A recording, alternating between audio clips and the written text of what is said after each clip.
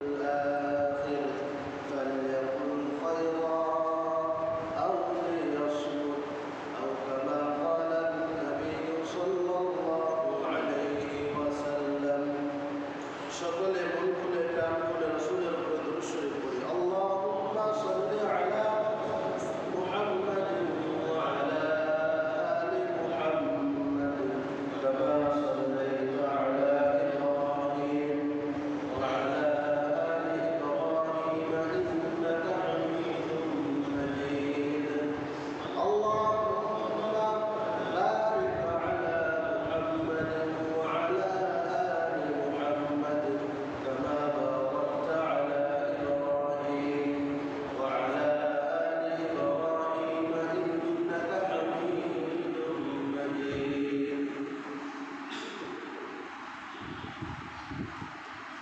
আমরা সর্বপ্রথম সে মহান রব্বে জালালের শাহে দরবারে শুকরিয়া জ্ঞাপন করি যিনি আমাদের সকলকে পবিত্র জিলহজ মাসের ঈদুল আযহার পরবর্তী জুমায় দুনিয়ার সকল কাজকর্ম থেকে ফারেক করে জুমার 2 রাকাত ফরজ নামাজ আদায় করার উদ্দেশ্যে মসজিদে আগে সমবেত হওয়ার তৌফিক দান করেছেন সে মহান রব্বুল আলামিনের শাহে দরবারে শুকরিয়া জ্ঞাপন করে আলহামদুলিল্লাহ দুরূদ ও সালাম পেশ করি মানবতার মুক্তির দূত জনাব মুহাম্মদ রাসূলুল্লাহ সাল্লাল্লাহু আলাইহি ওয়াসাল্লামের উপর যাকে আল্লাহ রাব্বুল আলামিন এই পৃথিবীতে এই ধরাধামে প্রেরণ করেছিলেন মানব জাতির মুক্তির জন্য এবং মানব জাতি কীভাবে পরিপূর্ণ মুমিন হবে, কীভাবে ইমানদারি করবে এই সম্পর্কিত বিধিবিধান শিক্ষা দেওয়ার জন্য সকলে বলি সাল্লাল্লাহু আলাইহি ওয়াসাল্লাম। তো দুইটি ঈদ, এটা হলো মুসলমানদের দুইটি খুশির দিন, যারা বলেন ঠিক না। তো এই খুশির দিনে বা খুশির দিনের আগে পরে মিলিয়ে মেহমানদারি একটি প্রথা প্রচলন শুরু হয়। তো আল্লাহ সাল্লাল্লাহু আলাইহি ওয়াসাল্লাম এবং আল্লাহ তাআলা আমাদেরকে মেহমানদারি কিভাবে করতে হবে আর শরীরের দৃষ্টিকোণ কি, আতিথেয়তা, এই মেহমানদারির শরীরের দৃষ্টিকোণ কি এ সম্পর্কে আল্লাহ রাব্বুল আলামিন সূরা হাশরের মধ্যে, সূরা দারিয়াতের মধ্যে এবং সূরা হুদের মধ্যে আমার আপনার জন্য দিক নির্দেশনা দিয়েছেন। সুবহানাল্লাহ। তো সর্বপ্রথম এই মেহমানদারির প্রচলন শুরু করে আমার আপনার জাতির পিতা, চিল্লায় বলেন তার নাম কি? হযরত ইব্রাহিম আলাইহিস সালাম। তিনি সর্বপ্রথম এই মেহমানদারির প্রচলন শুরু করেন। এ সম্পর্কে আল্লাহ রাব্বুল আলামিন সূরাতুল হুদের মধ্যে ইরশাদ করেন, ফালাম্মা জাআত রুসুলুনা ইব্রাহিমা বিল বুশরা ক্বালু সালামা ক্বালা সালামুন ফামা লাবিথা আন জাআ বি'ইজলিন হানীদ। আল্লাহ তাআলা বলেন, যখন আমার ফেরেশতারা ফালাম্মা জাআত রুসুলুনা, রসুল শব্দের অর্থ হলো বার্তাবাহক, রসুলদেরকেও রসুল বলা হয়।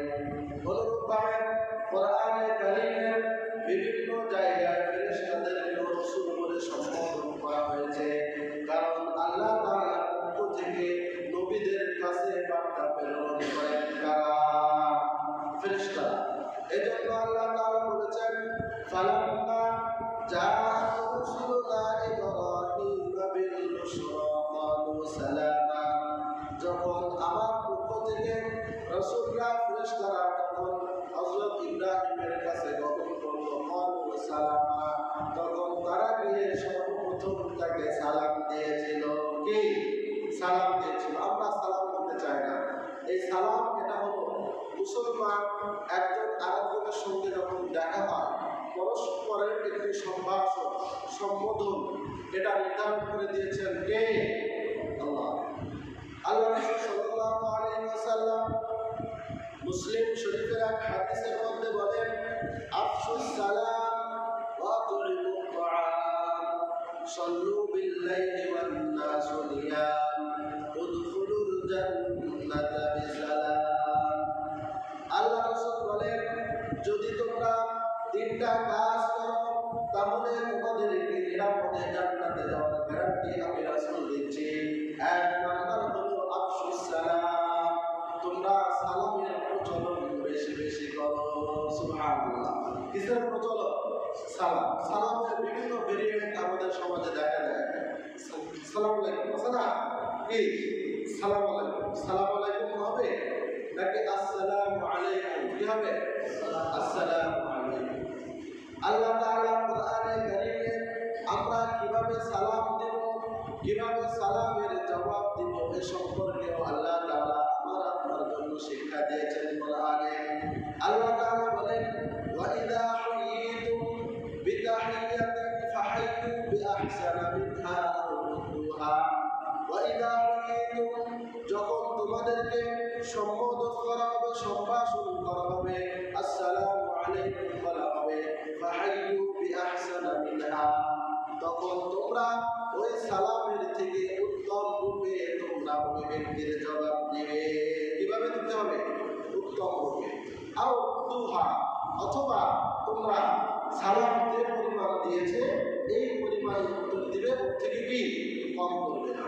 একজন যদি আমাকে আপনাকে সালাম দেয় আসসালামু আলাইকুম, তখন তার জবাবে দেওয়ার চেষ্টা করতে হবে ওয়া আলাইকুমুস সালাম ওয়া রাহমাতুল্লাহ। আর যদি পরিপূর্ণভাবে দিই ওয়া আলাইকুমুস সালাম ওয়া রাহমাতুল্লাহি ওয়া বারাকাতুহু, অর্থাৎ সালাম যতটুকু পরিমাণ দিবে তার থেকে বেশি জবাব দেওয়ার নির্দেশ দিয়েছেন একজন। চিল্লায় বলেন তিনি কে? আল্লাহ তাআলা নির্দেশ দিয়েছেন ফাহাইয়ু বিআহসানা মিনহা, অর্থাৎ এই সালামের জবাব তোমরা দিবে তার থেকে উত্তম রূপে, আও রুদ্দুহা, অথবা যতটুকু সালাম দিয়েছে ওই পরিমাণ উত্তর তোমরা দিয়ে দেবে। সুবহানাল্লাহ। তো এই জন্য সালামের প্রচলন করার দরকার আছে কিনা, এবং সালাম সঠিকভাবে দিতে হবে। সালাম আলাইকুম কি দেওয়া যাবে নাকি আসসালামু আলাইকুম বলতে হবে? আমরা 40, 50, 60, 70 বছর বয়স হয়ে গিয়েছে, শুধুমাত্র একটি বাক্য, দুইটা শব্দের একটি বাক্য, আরবি একটি বাক্য, এই বাক্যটা যদি সঠিক রূপে শিখতে না পারি তাহলে আমার আপনার মতো কপাল পোড়া এই দুনিয়ার বুকে আছে কিনা? আছে? এজন্য সালাম আমরা সঠিকভাবে দিব তো ইনশাআল্লাহ। যদি আসসালামু আলাইকুম বলি, সালাম অর্থ আরবিতে হলো 20। কি সালাম অর্থ কি? 20।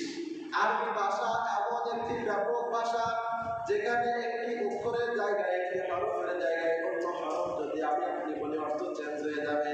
যদি জবরের জায়গায় জের বলি, জেরের জায়গায় পেশ বলি তাহলে অর্থ চেঞ্জ হয়ে যাবে। এই জন্য যেখানে যেভাবে আছে সেইভাবে আমাদেরকে বলার দরকার আছে কিনা? বলতে হবে কিনা? সেই জন্য আমরা কি বলবো? সকলে আমরা বলি আসসালামু আলাইকুম ওয়া রাহমাতুল্লাহি ওয়া বারাকাতুহু। এভাবে সালাম দেব তো ইনশাআল্লাহ। আল্লাহ তাআলা তৌফিক দান করেন। তো হযরত ইব্রাহিম আলাইহিস সালামের কাছে যখন আল্লাহ তাআলা হযরত জিবরিল আমিন, হযরত মিকাইল এবং হযরত ইসরাফিল আলাইহিস সালাম, চার ফেরেশতাদের মধ্যে বড় বড় তিনজন ফেরেশতাকে যখন আল্লাহ তাআলা প্রেরণ করলেন, তখন তারা এসে সর্বপ্রথম ক্বালু সালামা, ইব্রাহিম আলাইহিস সালামকে সর্বপ্রথম তারা সালাম দিয়েছিলেন। কি দিয়েছিলেন? সালাম দিয়েছিলেন। ফালাম্মা জাআত রুসুলুনা ইব্রাহিম বিল বুশরা ক্বালু সালামা ক্বালা সালামু ফামা লাবিথা আন জাআ বি'জলিন হানীন। এরপর ইব্রাহিম আলাইহিস সালাম জবাব দিলেন ক্বালা সালাম, তিনিও সালামের জবাব দিলেন। এরপর ফালাম্মা জাআত রুসুলুনা ইব্রাহিম বিল বুশরা ক্বালু সালামা ক্বালা সালাম ফামা লাবিথা আন জাআ বি'জলিন হানীন। তারা অল্প সময় সেখানে উপবিষ্ট হওয়ার পর আল্লাহ রাসূল হযরত ইব্রাহিম আলাইহিস সালাম তার স্ত্রীর কাছে গিয়ে ভুনা গরুর মাংস তাদের সামনে উপস্থিত করলেন। কি করলেন? এই কুরবানির সময় সকলে একটানা এক সপ্তাহ গরুর মাংস আছে কিনা? সকালে ব্রেকফাস্টে, দুপুরে লাঞ্চে, রাত্রে আবার কি ডিনারে। এখন সকলেই শাকসবজি তালাশ করতেছে, আছে কিনা? আছে না? এখন সকলে একটানা মাংস খাওয়ার পর এখন শাকসবজি কি তালাশ করতেছে। তো তো হযরত ইব্রাহিম আলাইহিস সালাম তিনি সর্বপ্রথম হযরত জিবরিল, হযরত মিকাইল, হযরত ইসরাফিল আলাইহিস সালাম এই তিনজন বড় বড় ফেরেশতাদেরকে গরুর মাংস ভুনা দিয়ে মেহমানদারি করেছিলেন। কি দিয়ে? গরুর গোশত ভুনা দিয়ে। তাহলে গরুর গোশত খাওয়া এটা কোরআনে প্রমাণ পাওয়া গেল কিনা? পাওয়া গেছে। অনুরূপভাবে 26তম পারার শেষ পৃষ্ঠায় সূরা যারিয়াতের 24 থেকে 30 নম্বর আয়াতে এই একই ঘটনা আল্লাহ তাআলা আবার বর্ণনা করেছেন। হাল আতাকা হাদিসু দাইফি ইব্রাহিম আল-মুকরামিন। আল্লাহ রাসূলকে সম্বোধন করে আল্লাহ তাআলা বলেন, হাল আতাকা, আপনার কাছে কি পৌঁছেছে হাদিসু দাইফি ইব্রাহিম আল-মুকরামিন, ইব্রাহিমের সম্মানিত ফেরেশতাদের ঘটনা আপনার কাছে কি পৌঁছেছে? এটা আল্লাহ তাআলা হযরত রাসূল করিম সাল্লাল্লাহু আলাইহি ওয়াসাল্লামের কাছে জিজ্ঞাসা করছেন। এরপর আল্লাহ তাআলা নিজে উত্তর দিচ্ছেন, ঘটনা বর্ণনা করছেন। ইদ দাফালু আলাইহি ফাকালু সালামা ক্বালা সালামুন ফামা লাবিথা আন জাআ বি'জলিন হানিদ। হাল আতাকা হাদিসু দাইফি ইব্রাহিম আল-মুকরামিন ইদ দাফালু আলাইহি ফাকালু সালামা ক্বালা সালামুন কওমুন মুনকারুন ফারাগা ইলা আহলিহি ফাজাআ বি'জলিন সামিন ফাقربه إليهم قال ألا تأكلون فأوجس منهم خيفة। এখানে সুন্দর একটি ঘটনা আল্লাহ তাআলা বর্ণনা করেছেন। যখন ইব্রাহিম আলাইহিস সালামের কাছে ইসমাঈল আলাইহিস সালামের জন্মের সুসংবাদ নিয়ে তিনজন বড় ফেরেশতাকে আল্লাহ তাআলা প্রেরণ করলেন, তখন তাদের সামনে গরুর মাংস ভুনা করে তিনি পেশ করার পর যখন তারা ভক্ষণ করলেন না, তখন তিনি ভয় পেয়ে গেলেন। আসেন কিনা? যদি কেউ কারো ক্ষতি করতে আসে সেখানে এসে কি খেতে আসে? সেখানে খায়? সেখানে বলে हम खाने के लिए नहीं आए हैं, हम हमारा मामला चुकता करने के लिए आए हैं। ঠিক না? বলে কি আমরা এখানে খেতে আসি না, আমরা আসছি আমাদের পরস্পরের যে বিরোধরা রয়েছে এটা মেটানোর জন্য। এটা হুমকি ধামকি সেখানে হয়। ঠিক না? এজন্য আল্লাহ তাআলা বর্ণনা করেছেন, যখন ইব্রাহিম আলাইহিস সালাম তাদের সামনে গোশত দিলেন, মাংস দিলেন, এটা দেওয়ার পরও তারা যখন ভক্ষণ করছেন না, ফেরেশতারা কি ভক্ষণ করে? ফেরেশতাদের খাওয়া দাওয়া আছে? আছে। এজন্য তারা আসছেন মানুষের রূপে।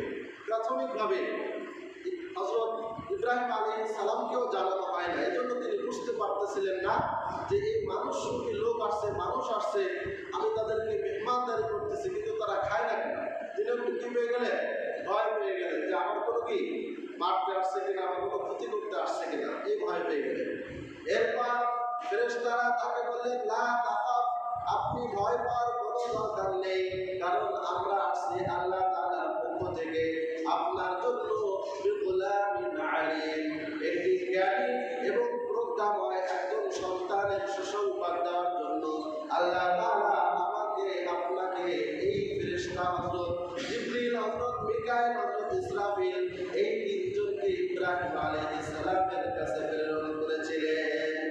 এই মেহমানদারির ঘটনা হযরত রাসূলুল্লাহ সাল্লাল্লাহু আলাইহি ওয়াসাল্লামের কাছে আল্লাহ তাআলা জিজ্ঞাসা করছেন যে ইব্রাহিম আলাইহিস সালাম ফেরেশতাদের যে মেহমানদারি করছিলেন এই ঘটনা আপনার কাছে কি পৌঁছেছে? এটা সূরা হুদের মধ্যে এবং সূরা যারিয়াতের মধ্যে, এই দুই সূরার মধ্যে আল্লাহ তাআলা বর্ণনা করেছেন। সুবহানাল্লাহ। তো তাহলে সর্বপ্রথম এই মেহমানদারির প্রচলন করেছিলেন কে? হযরত ইব্রাহিম আলাইহিস সালাম। যখন তারা ভয় পেয়ে গেলেন, ভয় পাওয়ার পর ইব্রাহিম আলাইহিস সালাম বললেন যে আমি ভয় পেয়েছি। তিনি তার বডি ল্যাঙ্গুয়েজে বোঝা যাচ্ছে যে তিনি ভয় পেয়েছেন। ফেরেশতারা বললেন ভয় পাওয়ার দরকার নেই, ইসমাঈল আলাইহিস সালামের সুসংবাদ দেওয়ার জন্য আমরা আপনার কাছে এসেছি, আল্লাহ তাআলা আমাকে প্রেরণ করেছেন। সুবহানাল্লাহ। তো ইব্রাহিম আলাইহিস সালাম আমাদের আদি পিতা, তিনি হলেন এই মেহমানদারির প্রচলনকারী এবং প্রবর্তক।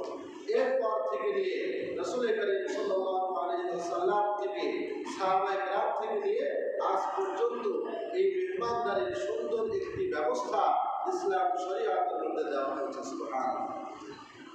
আল্লাহ রাসূল হাদিস শরীফে বলেন, মান কানা ইউমিনু বিল্লাহি ওয়াল ইয়াউমিল আখির ফালা ইউদি জারা। যদি কোনো ব্যক্তি আল্লাহ তাআলা এবং আখিরাতের প্রতি বিশ্বাস স্থাপন করে, ফালা ইউদি জারা, সে যেন তার প্রতিবেশীকে কষ্ট না দেয়। আছে কিনা? প্রতিবেশী হক, এটা হলো সর্বপ্রথম। আল্লাহ রাসূল বলেছেন হাক্কুল জারি ইলা 40 দার, অর্থাৎ 40 ঘর পর্যন্ত প্রতিবেশীর হক রয়েছে। কয় ঘর? 40 ঘর। তো 40 ঘর পর্যন্ত প্রতিবেশী, এর পরের থেকে আর ওই ব্যক্তির প্রতিবেশী না, এটা অন্য এরিয়ার মধ্যে চলে যাবে। তো প্রতিবেশীর হক এটা আমার আপনার উপরে আল্লাহ তাআলা বিধান করে দিয়েছে। তো এই জন্য প্রতিবেশীকে কষ্ট দেওয়া কি জায়েজ আছে? অনেকে আছে না, বাড়ির পাশে সারাদিন 24 ঘন্টা দুই পাশের সাউন্ড বক্স চলে, আছে না? আবার অনেকে দুইজনে স্বামী স্ত্রী সারাদিন ঝগড়া করে, সারাদিন একে অপরের গালাগালি করে, এই জীবন অতিষ্ঠ হয়ে আশেপাশের দুই এক ঘর ব্যক্তিদের তাদেরকে বসবাস করার উপযুক্ত না, এমন ব্যক্তি আমাদের সমাজে আছে কিনা? আছে। জায়েজ আছে এটা? আল্লাহ রাসূল বলেছেন যে ব্যক্তি আল্লাহ এবং রাসূলের প্রতি বিশ্বাস স্থাপন করে, সে যেন ফালা ইউদি জারা, সে তার প্রতিবেশীকে যেন কষ্ট না দেয়। আল্লাহ তাআলা আমাদের সকলকে প্রতিবেশীকে কষ্ট না দেওয়া থেকে আমাদেরকে হেফাজত করুন। সকলে বলুন আমিন। এরপর দ্বিতীয় অংশে আল্লাহ তাআলা বলেন, আল্লাহ রাসূল সাল্লাল্লাহু আলাইহি ওয়াসাল্লাম বলেন, মান কানা ইউমিনু বিল্লাহি ওয়াল ইয়াউমিল আখির ফালইউকরিম যায়ফা। যদি কোনো ব্যক্তি আল্লাহ এবং তার রাসূলের প্রতি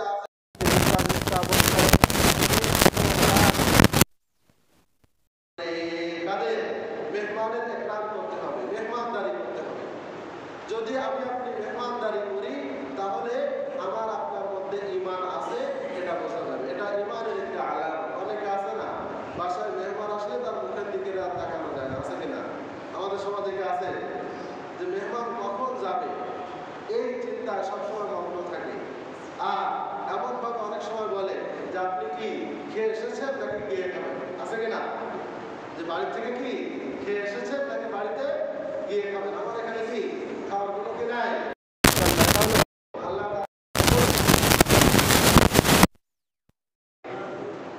একটি ঘটনা দিয়ে শেষ করব। আল্লাহ রাসূল এক ব্যক্তি মেহমান হলেন, তখন জিজ্ঞাসা করলেন আজকে বাসায় কোনো খাবার আছে নাকি? তখন সকলে বললেন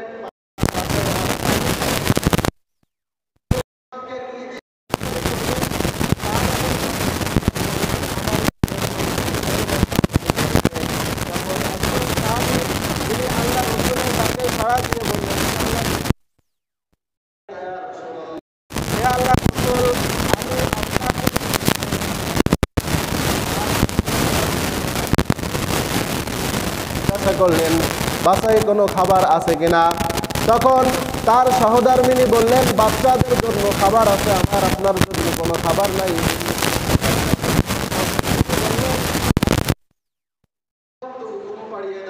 তখন তারা আলো জ্বালিয়ে বাচ্চাদেরকে যেভাবে ঘুম পাড়িয়ে দিলেন।